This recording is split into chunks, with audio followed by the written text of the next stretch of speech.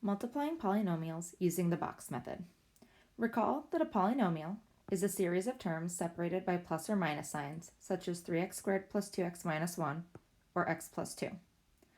In the past, you have done problems like this where you have to distribute a 3 into a series of terms. In this video, we will learn how to double distribute when we have to multiply a set of terms in one parenthesis with a set of terms in another parenthesis. Let's start by looking at this rectangle.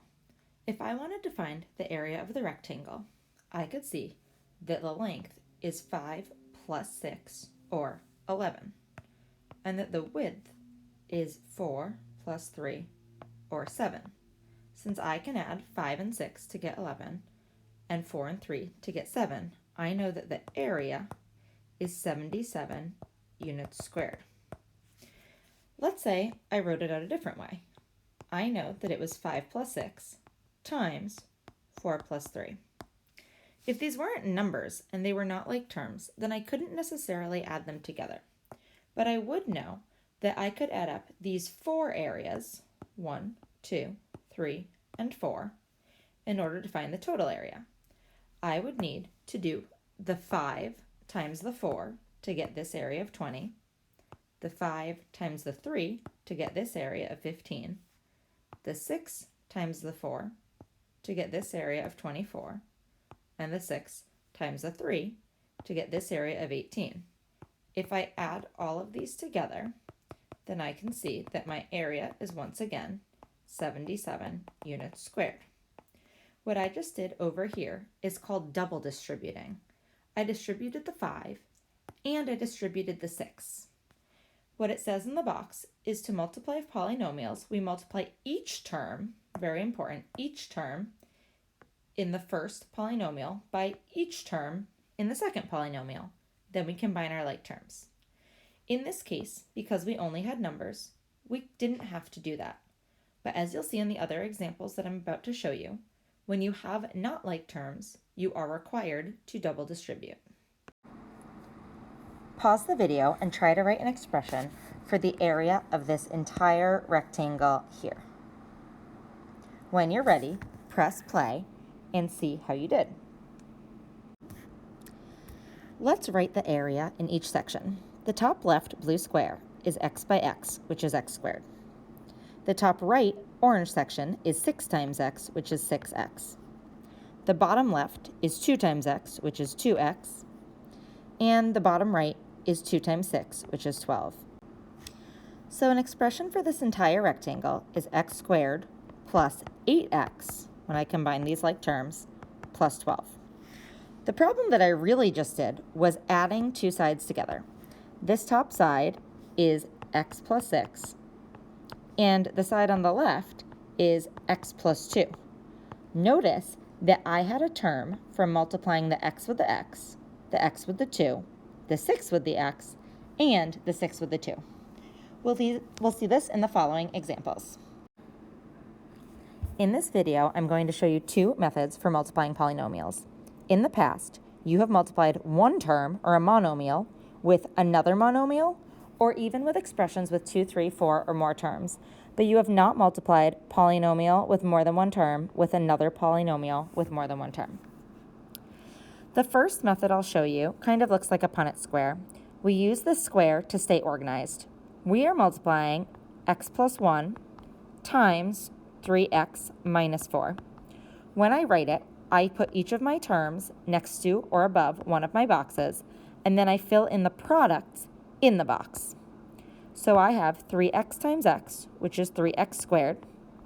I have 3x times 1, which is 3x. I have negative 4 times x, which is negative 4x. And I have negative 4 times 1, which is negative 4. I still need to write out my answer, and I could either choose to write out all of the terms I see, or I could combine my like terms as I write out my answer. So you might have 2 lines of work, or you might have 1 line of work. And remember to always write your terms in descending order by their degree or exponent. Again, the box just helped us to stay organized. Remember that when you're multiplying coefficient with coefficient, and the exponent on your variables is added. A different way to do the same problem would be to distribute. Many of you draw these arcs or arrows when you distribute, but now you're going to have two sets of them. You'll be distributing every single term in the first binomial with every single term in the second binomial. So I personally like to draw the arrows as I am multiplying. So I'd say x times 3x is 3x squared. X times negative 4 is negative 4x. 1 times 3x is positive 3x. And 1 times negative 4 is minus 4, or negative 4. Now I can combine my like terms to get 3x squared minus 1x, or minus x, minus 4. It helps me stay organized to do it this way and make sure that I'm not missing any terms. I will again show out this example with two different methods. However, I would suggest that you choose one method, pause the video, and try this example before I show it out. First, I'll show the box method. Since I have 2 terms by 2 terms, I know that I will need a box that's 2 by 2. So I'll draw it. I'll have 2x minus 6 times 3x plus 6. And I didn't point out before, but the reason I know this is a multiplication problem is that there is no operator between my parentheses, and we know that when things are next to each other in parentheses, they get multiplied together. Back to my problem. 3x times 2x is 6x squared. 3x times negative 6 is negative 18x. 6 times 2x is 12x. And 6 times negative 6 is negative 36. I'll write out all of my terms, and then I'll combine my like terms to get 6x squared minus 6x minus 36. I'll get the same answer, or should, if I double distributed over here. 2x times 3x is 6x squared. 2x times 6 is positive 12x. Negative 6 times 3x is negative 18x. And negative 6 times 6 is negative 36. Combine my like terms to get 6x squared minus 6x minus 36.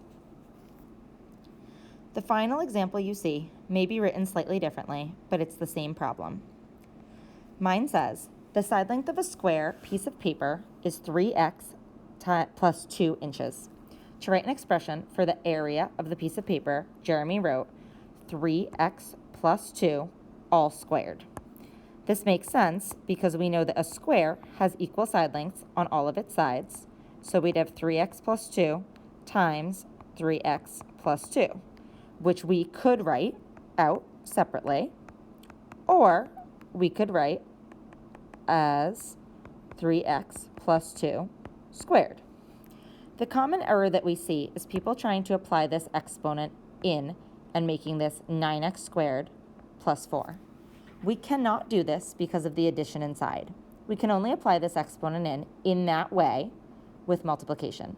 Instead, we must write this out as I did here, and double distribute. So I will get 3x times 3x, which is 9x squared. Then I have 3x times 2, which is 6x. 2 times 3x, which is 6x. And 2 times 2, which is 4. I get 9x squared plus 12x plus 4. This middle term right here would have been missing had you just squared each of the terms. So this is a big no, wrong. You will start to notice a pattern, and you may be able to do some of these with mental math. But for now, I'd recommend that you always write this out like this. Before I stop the video, I want to point out that the box method works for any size of multiplication. So since in this case we have one term multiplied by 2 terms, you could make a 1 by 2 box, where you'd have a 2x and a 3x plus 1. For this next case, we have 3 terms times 2 terms. The box just gets bigger, but we can still use it the same way as before. So we would have 3x squared, 2x, and 1, and we'd have x and 1. We would still multiply each of the products in the boxes, and then we would add them together in order to get our final product. If you're not using the box method, you would distribute the leading coefficient to each term in this first problem, and you would distribute each term in the first trinomial to each term in the second binomial in the second case. Now it's your turn to practice. Make sure you read the directions carefully and stop and check with the key frequently, especially whenever it tells you to. That way, if you're doing anything wrong, you don't continue to practice the skill incorrectly.